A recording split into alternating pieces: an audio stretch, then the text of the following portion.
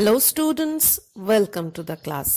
I am your English teacher and today we are going to discuss about adverbs.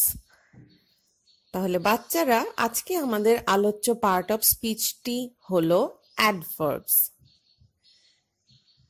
Adverbs সম্পর্কে আজকে আমরা কি জানবো বলো দেখি।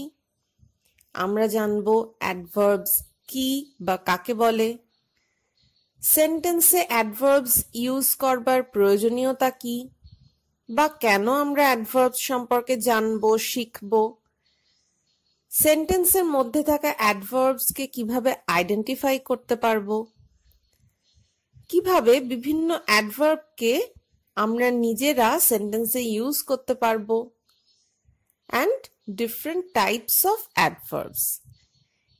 এই কিছু আলোচনা আমরা আজকের সেশনে করব।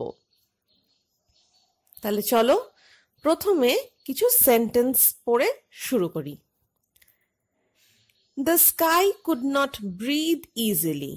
আকাশ সহজে শ্বাস নিতে পারছিল না।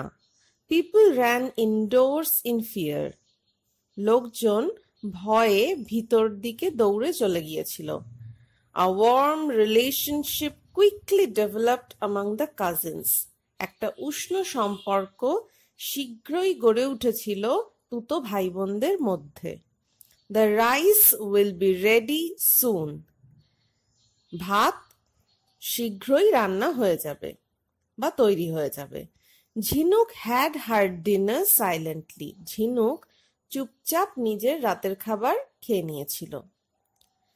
তাহলে এই যে সেন্টেন্সগুলো আমরা এখন পড়লাম এর মধ্যে থেকে আমরা নিশ্চয়ই ভার্বগুলোকে আইডেন্টিফাই করতে পারবো। ভার্বস আইডেন্টিফাই করা তো আমরা অনেক আগে শিখে গিয়েছি। তাহলে তোমরা সকলে নিজেদের মোবাইল স্ক্রিনে দেখো আর ভার্বগুলোকে মনে মনে আইডেন্টিফাই করে ফেলো। সকলে করে ফেলেছো? এবার চলো আমরা দেখি। The sky could not breathe easily. এই সেন্টেন্সের ভার্ব কোনটা? could not breathe, শ্বাস নিতে পারছিল না। কেমন ভাবে শ্বাস নিতে পারছিল না? easily, সহজে।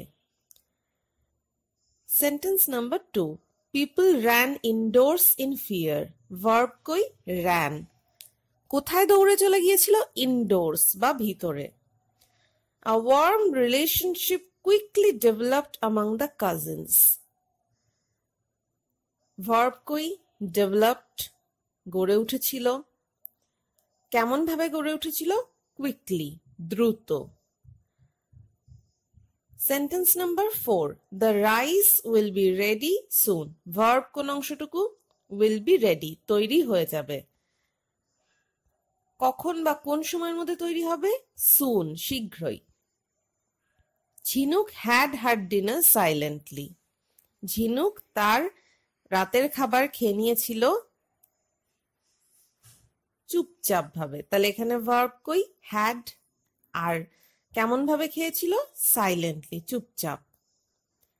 তাহলে দেখো এই যে ভার্বগুলোকে আমরা খুঁজে বার করেছি সেই ভার্বগুলো কেমন ভাবে ঘটছে, কখন ঘটছে বা তার সময়টা, এমনকি তার স্থান, এইগুলো কিন্তু নির্দেশ করছে প্রতিটা সেন্টেন্সে এমন কিছু ওয়ার্ড আমরা পাচ্ছি বা পার্ট অফ স্পিচ আমরা পাচ্ছি। যেমন সেন্টেন্স 1-এ পেলাম ইজিলি, সহজভাবে। সেন্টেন্স 2-তে পেলাম ইনডোরস, ভিতরে। সেন্টেন্স 3-তে পেলাম কুইকলি, দ্রুততার সঙ্গে বা দ্রুত। সেন্টেন্স 4-এ পেলাম সুন, শীঘ্র। সেন্টেন্স 5-এ পেলাম সাইলেন্টলি, চুপচাপ ভাবে। তাহলে আমরা কি কিছুটা আন্দাজ করতে পারছি অ্যাডভার্বস সম্পর্কে? একদম ঠিক আন্দাজ করেছো তোমরা সকলে।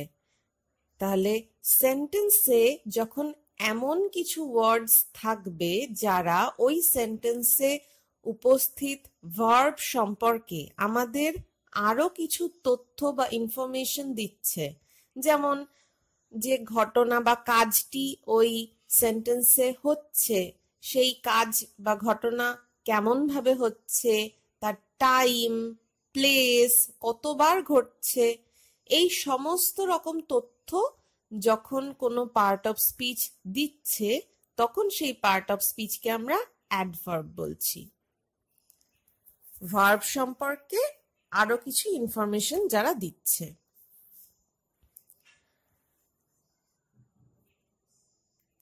তাহলে এবার আমরা একটু অ্যাডভার্বের ডেফিনিশনটা দেখি, কেমন?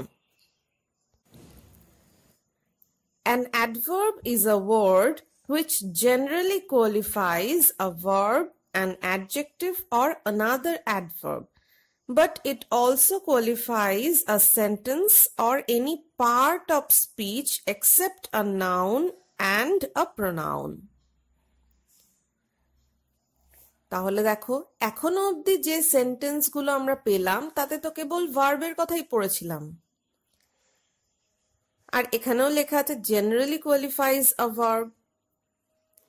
কিন্তু মজার কথা হলো অ্যাডভার্বস কোনো অ্যাডজেক্টিভ বা অন্য কোনো অ্যাডভার্বকেও কোয়ালিফাই করতে পারে, আবার সেই সঙ্গে কোনো সেন্টেন্সের একটা পার্ট, একটা গোটা সেন্টেন্স, অথবা যে কোনো পার্ট অফ স্পিচ, কেবল নাউন আর প্রোনাউন বাদে তাদেরকেও কোয়ালিফাই করতে পারে। নাউন আর প্রোনাউনকে কোয়ালিফাই করে কোন পার্ট অফ স্পিচ, তার কথা আমরা আগে পড়ে নিয়েছি, অ্যাডজেক্টিভ, তাই তো? তাহলে নাউন আর প্রোনাউন বাদ চলে যাচ্ছে, কারণ এদেরকে কোয়ালিফাই করবার জন্য তো অ্যাডজেক্টিভ রয়েছেই, আর সেই অ্যাডজেক্টিভকে কোয়ালিফাই করবার জন্য যে পার্ট অফ স্পিচ আমাদের ইউজ করতে হচ্ছে সেটা কিন্তু অ্যাডভার্ব।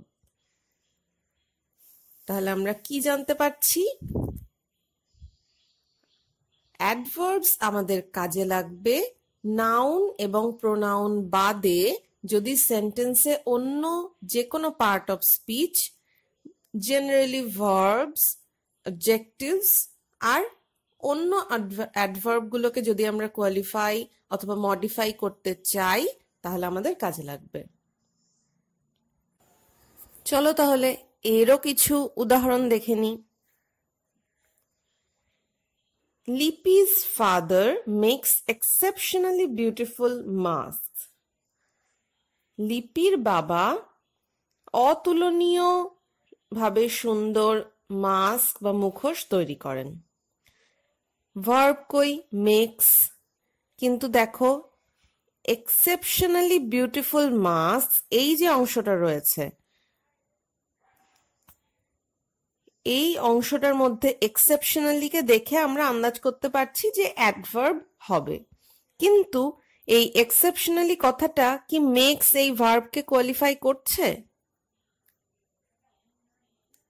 করছে না। কিন্তু দেখো সেন্টেন্সের যে শেষের অংশটুকু রয়েছে, মাস্ক নাউন, কেমন মাস্ক সেটা বলছে কে? বিউটিফুল।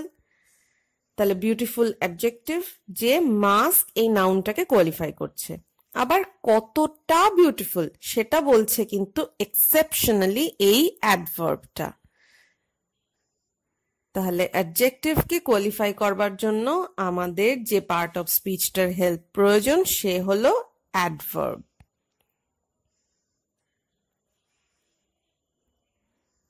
এবার আমরা দেখি যখন অন্য অ্যাডভার্বকে কোনো অ্যাডভার্ব কোয়ালিফাই করে সেই সেন্টেন্সগুলো কেমন হয়। The monkey made up his mind very quickly. বানরটি মন ঠিক করে নিল অত্যন্ত দ্রুততার সঙ্গে। তাহলে দেখো এখানে ভার্ব কই? Made up. এই মেড আপ যে ভার্বটা, সেই ভার্বকে কোয়ালিফাই করছে কিন্তু কুইকলি এই অ্যাডভার্বটা। কেমন ভাবে সে নিজের মন ঠিক করে নিয়েছিল? কুইকলি, দ্রুততার সঙ্গে। আবার কতটা দ্রুততার সঙ্গে সে বলছে, সেখানে আমরা পাচ্ছি আরেকটা অ্যাডভার্ব, ভেরি কুইকলি। তাহলে কুইকলি এই অ্যাডভার্ব তো মেড আপ এই ভার্বকে কোয়ালিফাই করছেই, কিন্তু কুইকলি এই অ্যাডভার্বটাকে কোয়ালিফাই করছে আবার ভেরি এই অ্যাডভার্বটা। তাহলে অ্যাডভার্ব অন্য অ্যাডভার্বকে কোয়ালিফাই করতে পারে। এবার আমরা দেখি সেন্টেন্সকে কোয়ালিফাই কি করে করে একটা adverb. Suddenly, Mohsin heard some children crying. হঠাৎ করে মহসিন শুনতে পেয়েছিলেন কয়েকটি বাচ্চাকে, ক্রন্দনরত বাচ্চাকে বা কয়েকটি বাচ্চার কান্না।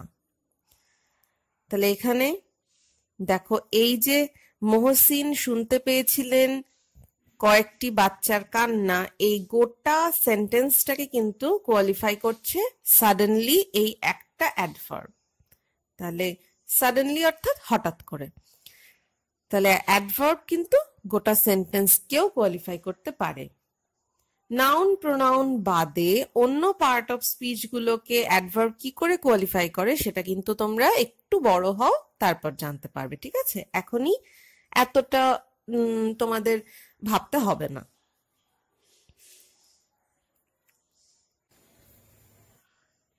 বাচ্চারা, এতক্ষণ আমরা যে আলোচনা করলাম তাতে তোমরা নিশ্চয়ই খেয়াল করেছো বেশিরভাগ ক্ষেত্রেই অ্যাডভার্ব গুলোর শেষে এলওয়াই থাকছে, কিন্তু সব ক্ষেত্রে নয়। এমন কিছু উদাহরণ আমরা পাচ্ছি যেখানে অ্যাডভার্ব গুলোর শেষে এলওয়াই নেই। যেমন দেখো, যেমন আমরা পেয়েছিলাম easily, quickly, silently, exceptionally, suddenly। এই সমস্ত অ্যাডভার্ব গুলো শেষে কিন্তু এলওয়াই আছে। আবার তেমনি পেয়েছিলাম ইনডোরস, সুন। এই সমস্ত যে অ্যাডভার্ব গুলো তাদের কিন্তু শেষে এলওয়াই নেই। তাহলে চলো আমরা আরো এমন কিছু অ্যাডভার্বের উদাহরণ দেখি যাদের সাথে এলওয়াই যুক্ত থাকে না। Raju stood first in the exam. Raju পরীক্ষায় প্রথম হয়েছিল। ভার্ব স্টুড, কততম হয়েছিল সে? প্রথম, ফার্স্ট। তাহলে ফার্স্ট এই সেন্টেন্সে অ্যাডভার্ব যে স্টুড ভার্বকে কোয়ালিফাই করছে। The program started late. অনুষ্ঠান দেরিতে শুরু হয়েছিল। ভার্ব স্টার্টেড, আর সেই স্টার্টেড ভার্বকে কোয়ালিফাই করছে কে? লেট এই অ্যাডভার্বটা। I already knew this. আমি ইতিমধ্যেই এটা জানতাম। ভার্ব নিউ, আর তাকে কোয়ালিফাই করছে কে? অলরেডি। সময় নিচ্ছে। Bipul finished last in the race. Bipul রেসে লাস্ট হয়েছিল। তাহলে ভার্ব কই? ফিনিশড, আর তাকে কোয়ালিফাই করছে কে? লাস্ট এই অ্যাডভার্বটা। সীমা সিংস ওয়েল। সীমা ভালো গায়। সিংস ভার্ব, আর তাকে কোয়ালিফাই করছে ওয়েল এই অ্যাডভার্বটা। তাহলে এর থেকে আমরা কি বুঝতে পারলাম? আমরা যখন সেন্টেন্সে অ্যাডভার্ব খুঁজতে চেষ্টা করব তখন আমরা কেবল এটা ভাববো না যে এমন ওয়ার্ড আমাদের খুঁজতে হবে যার শেষে এলওয়াই আছে।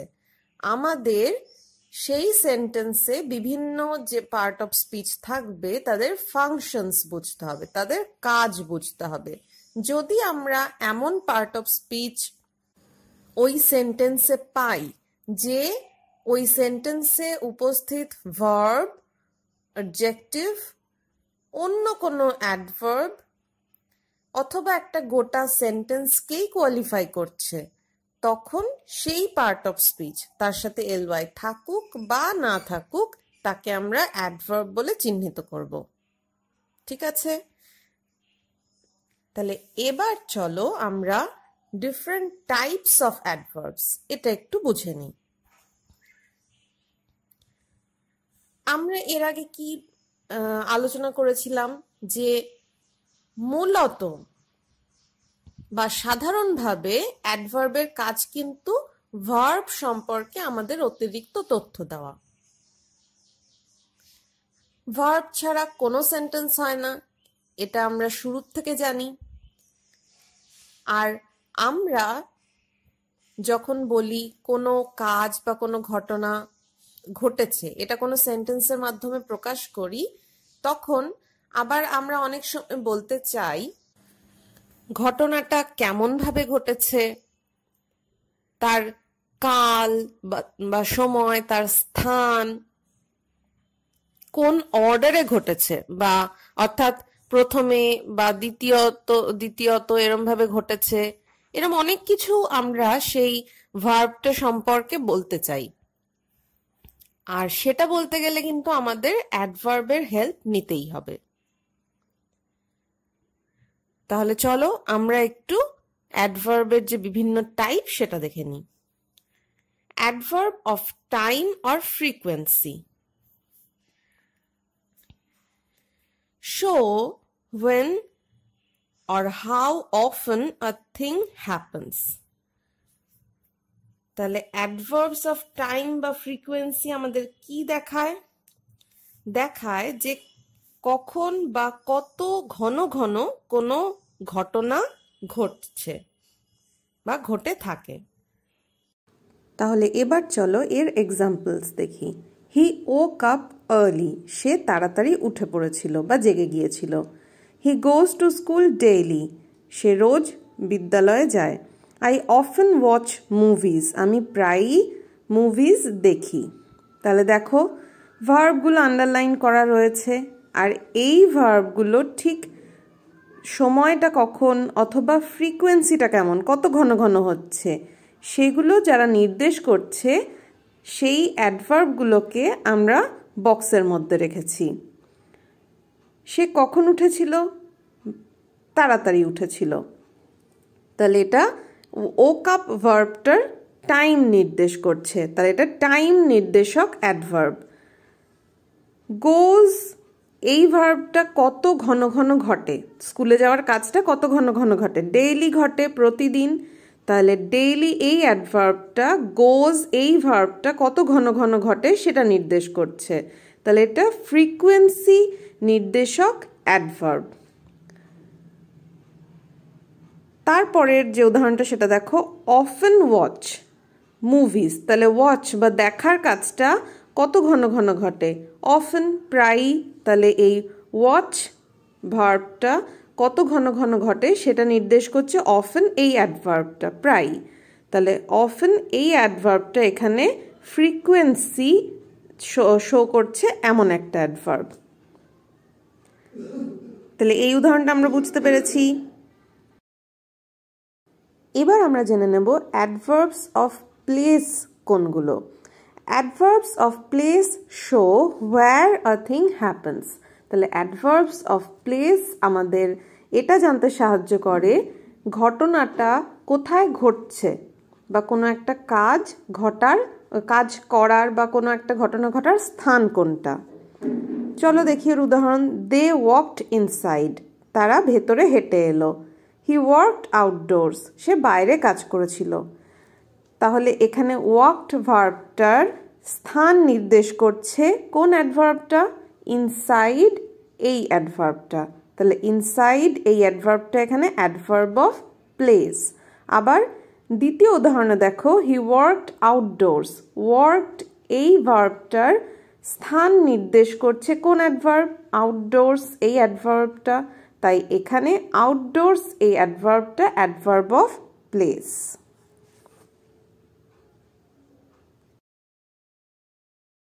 এবার আমরা জানবো adverb of manner or quality কোনগুলো। Adverbs of manner or quality show how a thing is done. তাহলে কোনো একটা কাজ কিভাবে করা হচ্ছে বা কোনো একটা ঘটনা কিভাবে ঘটছে সেটা যে অ্যাডভার্ব আমাদের জানাবে, সেই অ্যাডভার্বগুলোকে আমরা বলবো adverbs of manner or quality. Sentence 1, I fondly remember our head Pandit Bhattacharya sir. আমি অনুরাগের সঙ্গে মনে করি আমাদের প্রধান পণ্ডিত মশাই ভট্টাচার্য স্যারকে। Tarun patiently waited for his grandfather's answer. Tarun ধৈর্য ধরে তার পিতামহের উত্তরের অপেক্ষা করেছিল। তাহলে প্রথম সেন্টেন্সে দেখো রিমেম্বার এই ভার্বটা কেমনভাবে ঘটেছিল, বা যিনি বক্তা তিনি কেমনভাবে মনে করতেন, ফন্ডলি অনুরাগের সঙ্গে, এই অ্যাডভার্বটা সেটা দেখাচ্ছে। তাই ফন্ডলি এখানে অ্যাডভার্ব অফ ম্যানার। আর সেকেন্ড সেন্টেন্সে দেখো তরুণ পেশেন্টলি ওয়েটেড, তাহলে ওয়েটেড এই ভার্বটা বা কেমনভাবে তরুণ অপেক্ষা করেছিল, পেশেন্টলি ধৈর্য ধরে, তাহলে ওয়েটেড ভার্বটা কেমনভাবে ঘটেছিল সেটা দেখাচ্ছে পেশেন্টলি এই অ্যাডভার্বটা। কাজেই এই সেন্টেন্সে পেশেন্টলি অ্যাডভার্বটা হলো adverb of manner or quality. চলো এবার দেখি adverbs of quantity, degree or number কোনগুলো। Adverbs of quantity, degree or number show how much or to what extent a thing happens. Quantity অর্থাৎ পরিমাণ, ডিগ্রি অর্থাৎ মাত্রা, নাম্বার অর্থাৎ সংখ্যা। তাহলে কোনো কাজ বা কোনো ঘটনা কি পরিমাণে হচ্ছে, কতটা হচ্ছে, কোন মাত্রা পর্যন্ত হচ্ছে, এই সমস্তগুলো যে অ্যাডভার্বগুলো দেখায় বা নির্দেশ করে সেই অ্যাডভার্বগুলোকে আমরা বলি adverbs of quantity, degree or number. Examples দেখি, I solve the question paper quite easily. তাহলে এই সেন্টেন্সে ভার্ব সলভড সমাধান করেছিলাম। কিভাবে সমাধান করেছিলাম? ইজিলি সহজে। তাহলে ইজিলি এই অ্যাডভার্বটা, সলভড এই ভার্বটার ম্যানার বা কোয়ালিটি নির্দেশ করছে। কিন্তু দেখো এই ইজিলির আগে যে বসে আছে কোয়াইট, কোয়াইট অর্থাৎ যথেষ্ট, কোয়াইট ইজিলি। তাহলে কোয়াইট এই অ্যাডভার্বটা আবার ইজিলি এই অ্যাডভার্বটার মাত্রা নির্দেশ করছে। তাহলে এখানে কোয়াইট এই অ্যাডভার্বটা অ্যাডভার্ব অফ ডিগ্রি, কতটা মাত্রায় সহজে সলভ করেছিলাম সেটা বোঝাচ্ছে। দ্য জব ওয়াজ পার্শিয়ালি ডান, জবটা বা কাজটা আংশিক হয়েছিল।